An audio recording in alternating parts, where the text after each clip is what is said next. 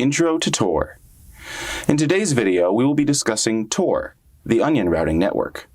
We'll discuss what Tor is, why people use Tor, how the Tor browser works, and how Tor Hidden Services work. In my next video, I will demonstrate how to generate a Tor address and serve a basic website publicly to Tor users without needing to pay anyone for hosting. Let's get started. What Tor is. Tor is a network that combines three programs. One program is a privacy-enhanced web browser designed for use by regular folks. This program is called the Tor browser. Another program lets users serve web pages and other files to anyone using a Tor-compatible browser. This program is called Tor Hidden Services.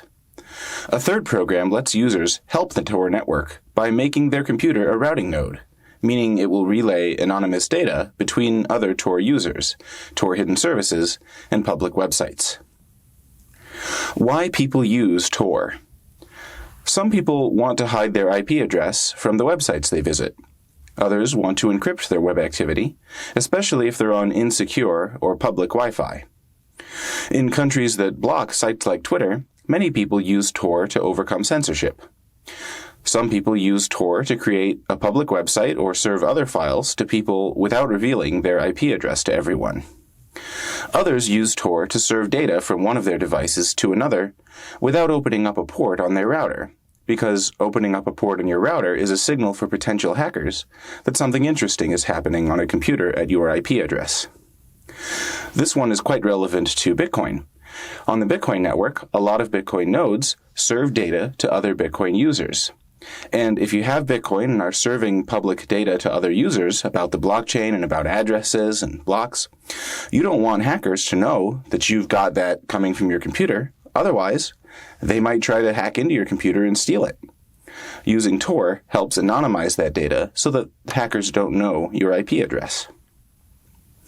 How the Tor browser works. The Tor browser connects to Tor routing nodes. Routing nodes are publicly known. Their IP addresses are distributed in a publicly available database. A small number of routing nodes, called seed nodes, have their IP addresses distributed within the Tor browser. It connects to those seed nodes and then asks them to tell it about other routing nodes. Eventually, your browser uses all of this data to construct a graph of the network. Your Tor browser then connects to all the routing nodes it knows in its network graph and asks them for a public key so that it can encrypt messages and send them to that node where only that node can read them.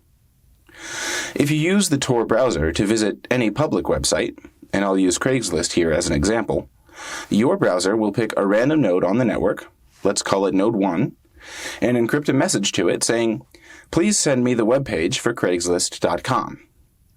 Only node 1 can decrypt that message. Anyone else who intercepts that message won't know what it says. Also, Craigslist won't know that you are the one accessing their website. They'll only see that a publicly known Tor node is accessing their website. Your internet service provider also won't know that you are accessing Craigslist. They'll only see that you connected to a publicly known Tor node. Anyway, your browser will encrypt a message saying, "Please send me the web page for Craigslist.com," but your browser won't send that message directly. If it did, that would be identical to using a VPN, a virtual private network. The Tor node would know your IP address as well as the website you wanted to visit, and you would just have to trust it not to reveal that to other people.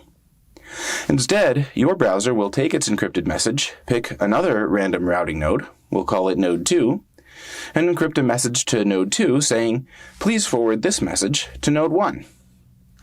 Only node 2 can decrypt your message to them, and once they decrypt it, they won't know what you're telling node 1 because that message is encrypted using node 1's key. Node 2 only knows who to send your message to, but your browser doesn't even send a message directly to node 2, because who knows, maybe node 2 and node 1 are both colluding to de-anonymize you. Since one knows what your IP address is, and the other knows what website you're trying to connect to, they could de-anonymize you, so the Tor browser does one more thing. By the way, I want to point out here that anyone can run a Tor routing node since it's open source software. Since anyone can run one, the Tor browser assumes that most routing nodes are colluding to de-anonymize you.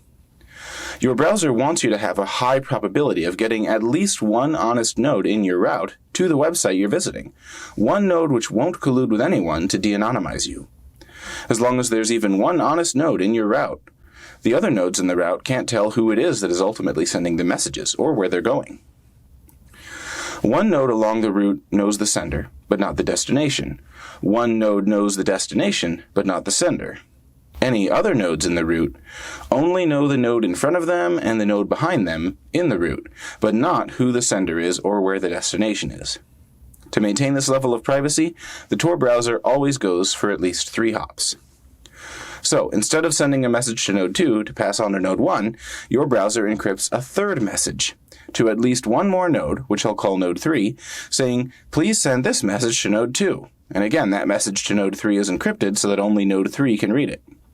The message contains another message for node 2, which is encrypted so that only node 2 can read it, and that message contains a third message for node 1, which is encrypted so that only node 1 can read it.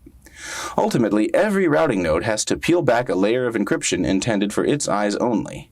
That's why it's called onion routing. No node along the route has a complete idea of what's happening. All they know is, I got a message which I need to give to the next guy. How Tor Hidden Services work. First, a word of warning. Setting up a Tor Hidden Service doesn't grant you perfect anonymity.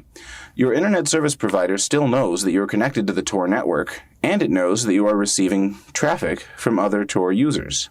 However, it can't read that traffic or identify who you're ultimately exchanging data with, and that's good.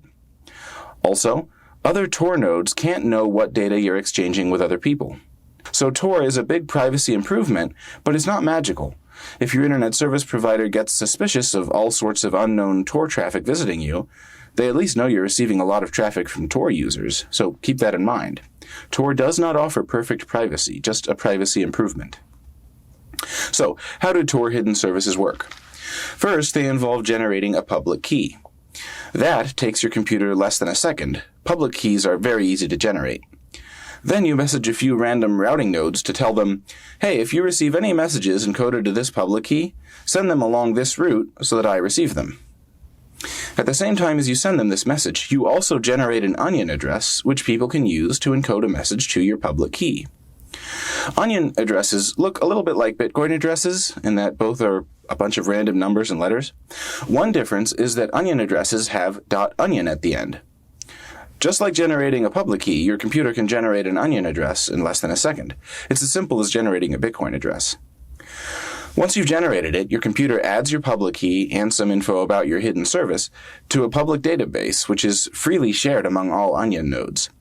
That public database also says what your public key is and which routing nodes can relay messages to you. When someone wants to access your hidden service, they need to know your onion address. You can share it with people using any other service, like Telegram or an advertisement or anything really. Remember here that having an onion address does not mean you're doing anything bad or illegal. Facebook has one too, and so does the mainstream news website ProPublica. Having an onion address just means you want your content to be available to people who are concerned about their privacy. There's nothing wrong with that. It's a good thing to do. When someone, let's call him Bob here, types your onion address into a Tor-compatible browser, his browser generates its own public key. Remember, it takes less than a second to do that. Then it selects a node on the onion network and says, hey, if you receive any messages encoded to this public key, send them along this route so that I receive them. Then Bob's browser uses your onion address to encrypt a message to you so that only your computer can read it. The message basically says, I want to see whatever content you're serving at your onion address. Encrypt that content using my public key and send it to node X, which is the node they picked earlier. Then they go through the regular process of layered encryption where they pick random nodes and encrypt a message to them saying, hey, pass this along to the next guy. The only difference is that you are the last of the next guys. The routing nodes in the network pass the message along without knowing their content or who the sender or recipient is. The Tor process gives you an indirect connection to users who want to access your hidden service. You don't know their IP address, and they don't know your IP address, but you are able to send data back and forth with each other, including web pages and other files. Voila, that's how Tor Hidden Services work. Devices can communicate over Tor, without direct connections and without any routing node knowing who is sending and receiving messages or message content. I hope you found this video useful. Remember to like, share, subscribe, and hit the bell to receive notifications.